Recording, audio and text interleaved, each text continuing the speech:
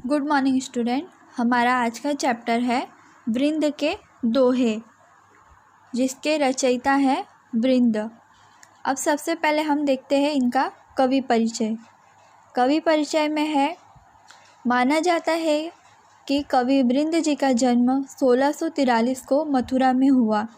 रीतिकालीन परंपरा के अंतर्गत आपका नाम आदर के साथ लिया जाता है। आपका पूरा नाम वृंदावन दास है। आपकी रचनाएं रीतिबद्ध परंपरा में महत्वपूर्ण स्थान रखती है। आपने काव्य के विविध प्रकारों में रचनाएं रची है। 12 मासा में 12 महीनों का सुंदर चित्रण किया है। तो यमक सतसई में विविध प्रकार से यमक अलंकार का स्वरूप स्पष्ट किया गया है। आपके नीतिपरक दोहे जनसाधारण में बहुत प्रसिद्ध है और लोक व्यवहार में अनुकरणीय है। आपकी भाषा सहज, सुंदर तथा लोक भाषा से जुड़ी हुई है। आपकी भाषा में ब्रज तथा अवधी भाषा के शब्दों की बहुलता देखी जाती है। आपके द्वारा दिए गए दृष्टांत आपकी भाषा के साथ साथ भाव और कथ्य को भी प्रभावोत्पादक बना देते हैं। आपका निधन 1723 में हुआ। अब देखिए वृंद जी की कुछ प्रमुख कृतियाँ। वृंद सतसई समेत शिखर छंद, भाव पंचाशिखा, पवन पचीसी, हितोपदेश संधि, यमक सतसई, वचनिका, सत्यरूप आदि।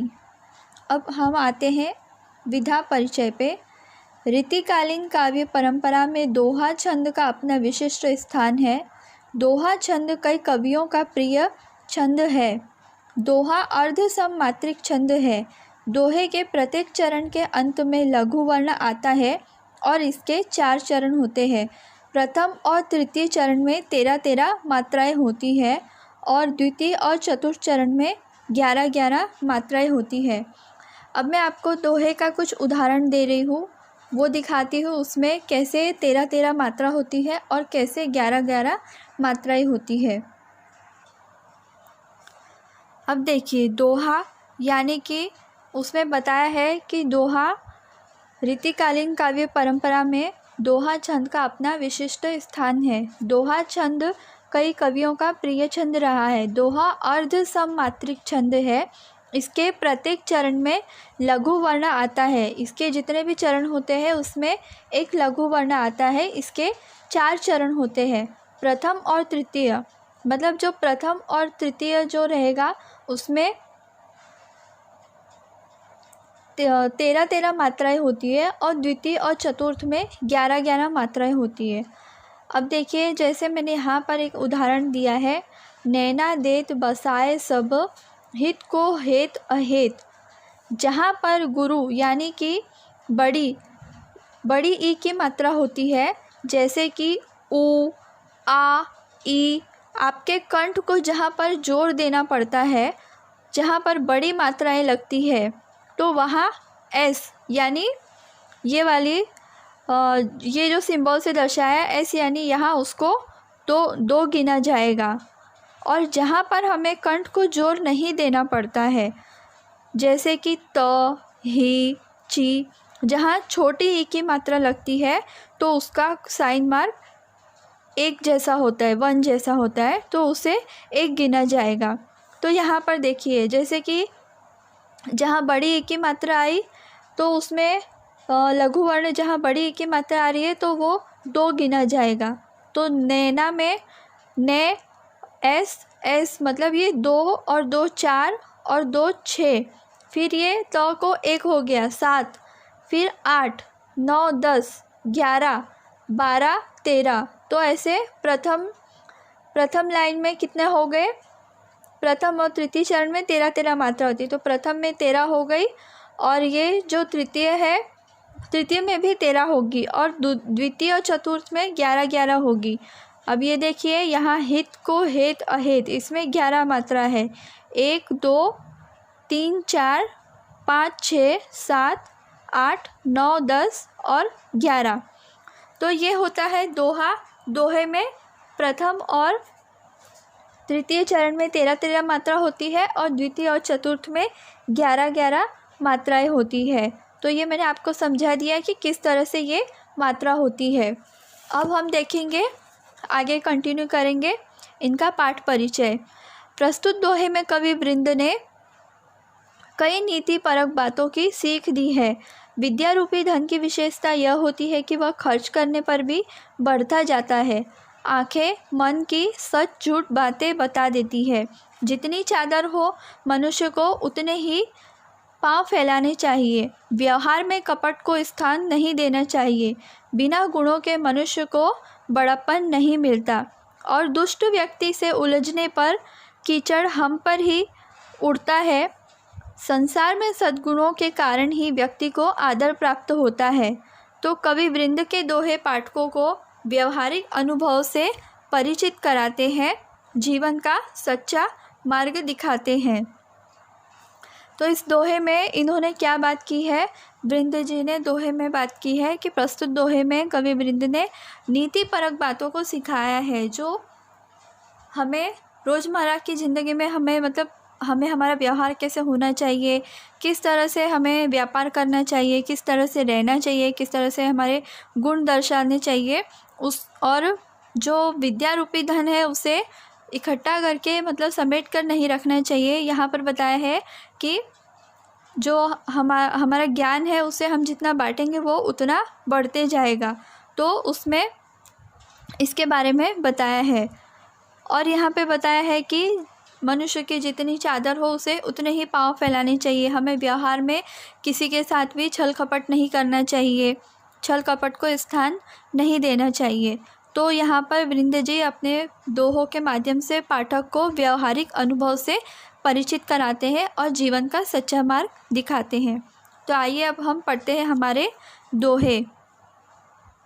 सरस्वती के भंडार की बड़ी अपूरब बात, जो जो खर्चे त्यों त्यों बढ़े, बिन खर्चे घटी जात। अब देखिए इसमें क्या बताया, सरस्वती के भंडार की, सरस्वती के भंडार मतलब सरस्वती के भंडार की बड़ी अपूरब बात, अपूरब मतलब अद्भुत, सरस्वती के भंडार की बड़ी अपूरब बात है। यहाँ पर बताया जो जो मतलब हम उसको खर्च करेंगे वो त्यों तो बढ़ता जाएगा और बिन खर्चे घटी जात, अगर हम उसे खर्च नहीं करेंगे तो वो क्या होगा, घट जाएगा। अब देखिए इसमें कविता का क्या भावार्थ बताया। सरस्वती के भंडार की बड़ी अपूरब बात, जो खर्चे त्यों त्यों बढ़े, बिन खर्चे घटी जात। यहाँ पे कविता का भावार्थ यह बताया है कि माँ सरस्वती के ज्ञान भंडार की बात बड़ी ही अनूठी है। यह ज्ञान का भंडार जितना खर्च किया जाए उतना ही बढ़ता जाता है और खर्च न करने पर वह घटता ही जाता है, अर्थात ज्ञान देने से बढ़ता है और अपने पास रखने से नष्ट हो जाता है। जिस प्रकार हम कहते हैं कि हम ज्ञान को कैद करके नहीं रख सकते, अगर हम उसे संकुचित करके रखेंगे तो वो बढ़ेगा नहीं, बढ़ने की बजाय घट जाएगा। और एक बात और कहते हैं कि जिस तरह धन रहता है, लक्ष्मी रहती है, उसे लोग बंद करके रखते हैं, उसे संकुचित करके रखते हैं। और अगर ज्ञान को हम बंद करके रखेंगे, उसका प्रसार नहीं होने देंगे तो वो क्या होगा, कम होगा, वो बढ़ेगा नहीं। तो इस तरह क्या बताया है कि ज्ञान का भंडार जितना खर्च किया जाएगा उतना ही वो बढ़ता जाएगा और खर्च नहीं करने पर वह घटता जाएगा। इसलिए ज्ञान देने से बढ़ता है, न कि अपने पास रखने से वो बढ़ता नहीं है बल्कि नष्ट हो जाता है। फिर दूसरे दोहे में बताया है, यहाँ पे पहले दोहे में जो भी है उसमें सरस्वती के भंडार की बड़ी अपूरब बात, जो जो खर्चे त्यों बढ़े, बिन खर्चे घटी जात। इसका काव्य सौंदर्य, ये ब्रज भाषा में दोहा भाषा शैली इसकी सरल, सुगम और बोधगम्य है। और जो जो खर्चे त्यों त्यों बढ़े, बिन खर्चे घटी जात, ये विरोधाभास अलंकार है।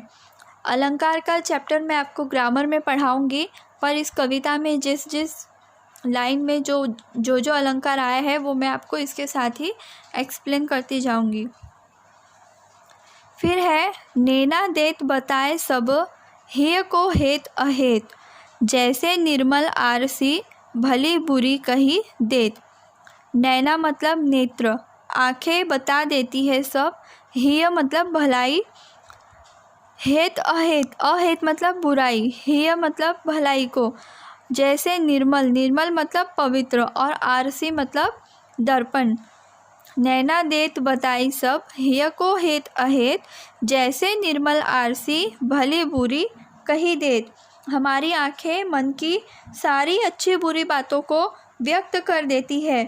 स्वच्छ आईना जैसे कि अच्छे और बुरे को बताता है, वैसे ही आँखें भी एक दर्पण की तरह एक वास्तविक छवि व्यक्त करती है। जैसे कि किसी व्यक्ति के मन में दूसरे के प्रति स्नेह, द्वेष, ईर्ष्या जो भी भाव है वो उसकी आँखों को देखकर स्पष्ट हो जाता है।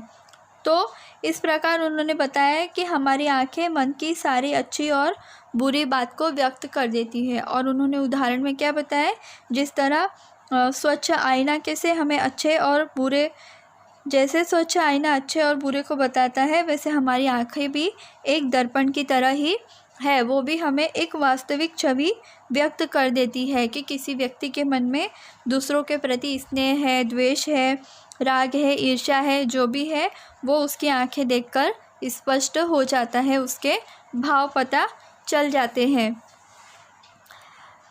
दूसरी जो लाइन है दोहे की, वो ब्रिज भाषा में दोहा है। उसमें हेत, अहेत और देत ये अनुप्रास अलंकार है।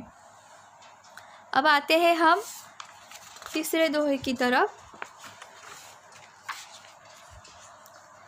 तीसरी लाइन में है, अपनी पहुँच विचारी के कर्तव्य करिए दौर, तेते पाँव पसारिए जेती लंबी सौर।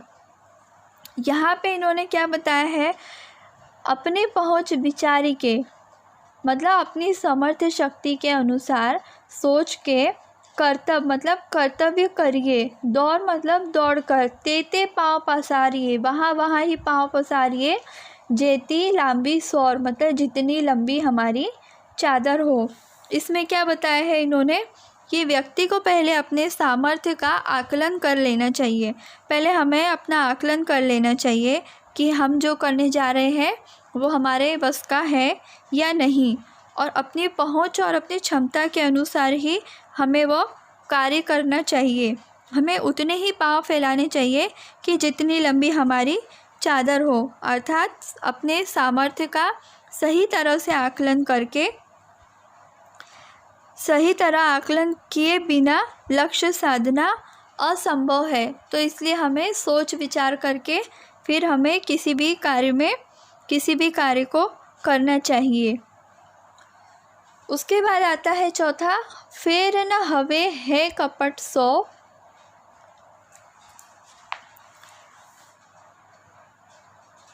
फेर हवे है कपट सो,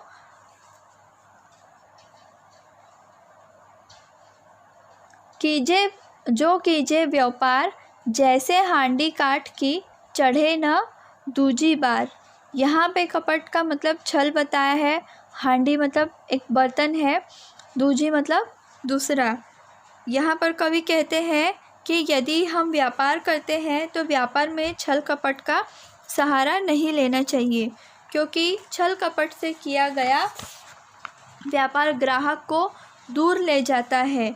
जैसे कि लकड़ी मतलब जैसे काठ की हंडी, अगर लकड़ी की हंडी अगर एक बार आग पर चढ़ती है तो वो बार बार एक ही बार उसे आग पर चढ़ाया जाता है, एक ही बार चढ़ती है, बार बार नहीं, वह तो जल जाती है। लेकिन वैसे ही मनुष्य का छल कपट भी लंबे समय तक नहीं चलता है। जैसे कि हम लकड़ी की हांडी, जो काठ की हांडी आग पर एक ही बार चढ़ाते हैं, उसे बार बार नहीं चढ़ाते, अगर बार बार चढ़ाते वो टूट जाती है। तो इसके लिए उसका उदाहरण देते हुए बताया है कि वैसे ही इंसान को अपने व्यापार में छल कपट नहीं करना चाहिए। अगर वह छल कपट करेगा तो वो उससे उसका ग्राहक दूर चला जाता है, वह व्यापार में अपने ग्राहक को दूर ले जाता है। वह तो वैसे ही मनुष्य छल कपट करके लंबे समय तक कभी भी अपना व्यापार नहीं चला सकता है। अपनी पहुँच विचार के करतब करिए दौर, तेते पाँव पसारिए जेती लांबी सौर।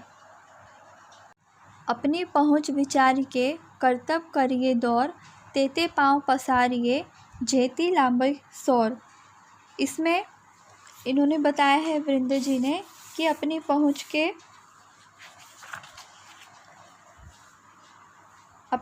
व्यक्ति को अपने सामर्थ्य का आकलन कर लेना चाहिए और अपनी पहुँच और क्षमता के अनुसार ही कार्य करना चाहिए। हमें उतने ही पाँव फैलाने चाहिए कि जितनी लंबी हमारी चादर हो और अपने सामर्थ्य का सही आकलन किए बिना लक्ष्य साधना असंभव है।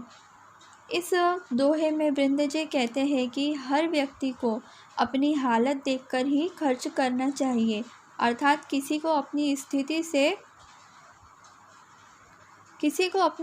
स्थिति से परिचित होना चाहिए और अपनी आमदनी के मुताबिक ही खर्च करना चाहिए। अर्थात अगर घर में किसी तरह का कोई समारोह हो, घर खर्च हो, लेन देन हो या फिर घूमने फिरने समेत तमाम निजी खर्च हो, तो उन पर हर व्यक्ति को अपनी क्षमता देखकर ही कोई भी काम करना चाहिए।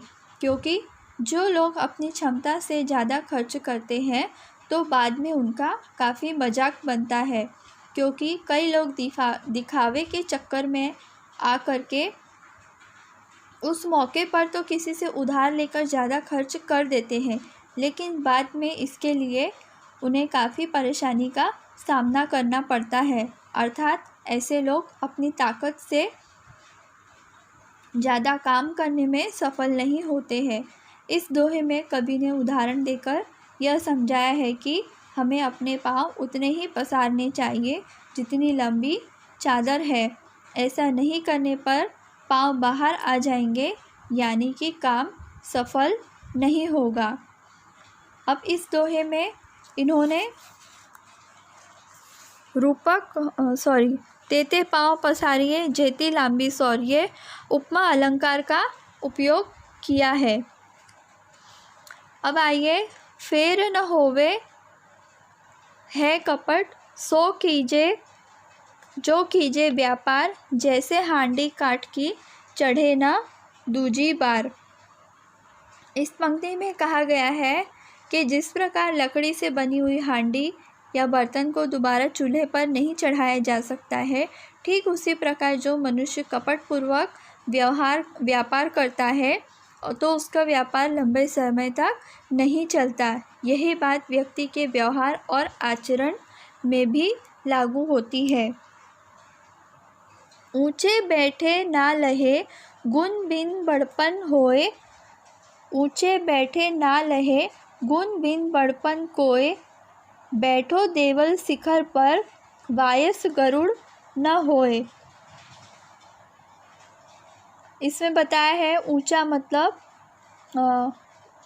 ऊंचे मतलब ऊंचा, गुण मतलब गुण बताया यहाँ पे। देवल शिखर, देवल मतलब कौवा को बताया है। शिखर मतलब शिखर और वायस मतलब साम्यता। तो इसमें वृंद जी क्या कहते हैं कि ऊंचे बैठा ना लहे गुण बिन बड़पन कोय, बैठो देवल शिखर पर वायस गरुड़ न होए। यहाँ पे बताया जिस प्रकार मंदिर के उच्च शिखर पर बैठा हुआ कौवा गरुड़ नहीं बन सकता, उसी प्रकार गुणहीन व्यक्ति उच्च स्थान पर बैठने मात्र से ही सिर्फ बड़ा नहीं बन जाता। जैसे कि कौवा अगर ऊंचे पर्वत पर जाकर बैठ जाए तो वो गरुड़ का स्थान नहीं ले सकता, वो गरुड़ नहीं बन सकता। उसी प्रकार जो गुणहीन व्यक्ति है वो किसी ऊंचे स्थान पर बैठने से उसे बड़े व्यक्ति का, बड़े पद का वह स्थान नहीं मिलेगा जो एक वो अपनी काबिलियत से पाएगा। सिर्फ ऊंचे बैठने पर ही वो एक बड़ा इंसान नहीं बन पाएगा। उसके बाद बताया है उद्यम कबहु न छाड़िए, पर आशा के मोद गागरी कैसे फोरिए उनयो देखी पयोद। उद्यम मतलब परिश्रम, कबहू न छाड़िए मतलब कभी भी न छोड़िए। पर आशा के मोद, आशा मतलब कि आशा और मोद मतलब प्रसन्नता में। फिर उनयो मतलब आकाश में।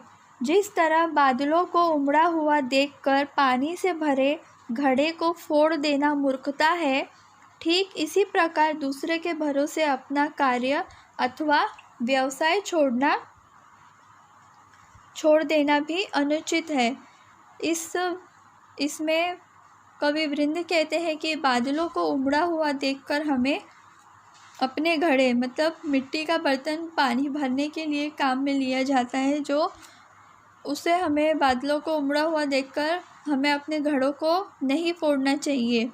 जैसे कि हम मिट्टी का जो घड़ा बनाते हैं, हमें लगता है कि अभी हाँ ये मिट्टी का बना है, बारिश आएगी, बादल भर चुके, बारिश आएगी तो ये अपने आप ही टूट जाएगा या फिर ये इसकी मिट्टी पिघल जाएगी। पर ऐसा नहीं होता कि हमें बादलों को उमड़ा हुआ देखकर उसे नहीं फोड़ना चाहिए। उसी प्रकार दूसरे लोगों से कुछ प्राप्त हो जाएगा, इस आशा में हमें अपना प्रयास कभी नहीं छोड़ना चाहिए। मतलब हमें दूसरे लोगों पर कभी निर्भर नहीं होना चाहिए, दूसरों के ऊपर हमें कभी निर्भर होकर नहीं बैठना चाहिए कि हाँ हम उसके भरोसे हैं तो हमारा यह काम हो जाएगा।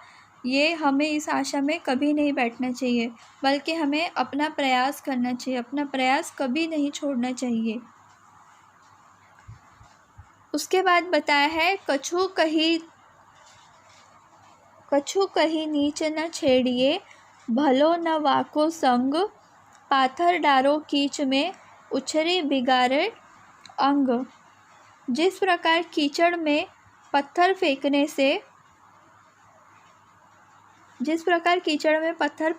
से वह कीचड़ हम पर उछलकर आता है, वह कीचड़ हम पर उछलकर हमें गंदा कर देता है, वैसे ही दुष्ट अथवा नीच व्यक्ति की संगति में रहना या उसे कुछ कहकर छोड़ना श्रेयस्कर नहीं होता है।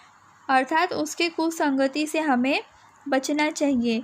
मतलब इस पंक्ति में वृंद जी क्या कह रहे हैं कि किसी दुर्जन या दुष्ट व्यक्ति को कुछ भी कहकर कभी मत छेड़ो, कुछ भी कहकर उसे कभी छेड़ो मत छेड़ो। उसकी संगति में भी कोई भलाई नहीं होती। जिस प्रकार कि हम कीचड़ में पत्थर डालने से कीचड़ में पत्थर फेंकने से पत्थर फेंकने वाले के ऊपर ही छींटे उड़ते हैं, मतलब अर्थात उसी का शरीर गंदा होता है। तो उसी प्रकार दुर्जन व्यक्ति से व्यवहार रखने पर व्यवहार रखने वाले का ही बुरा होता है। तो इसमें यहाँ पर अर्थानंतर न्यास अलंकार इस पंक्ति में बताया गया है। अगला, जो पावे अति उच्च पद, ताको पतन निदान, जो तपी मध्यान्ह लो, अस्तु होतु है भान। जो ऊंचाई पर पहुंचता है उसका नीचे उतर आना उतना ही स्वाभाविक है जितना कि दोपहर के समय में तपा हुआ दग्ध सूर्य शाम के समय अस्त हो जाता है और डूब जाता है। तो यहाँ पे क्या कवि पंक्ति में कहते हैं कि यदि व्यक्ति को ऊंचा पद या उच्च पद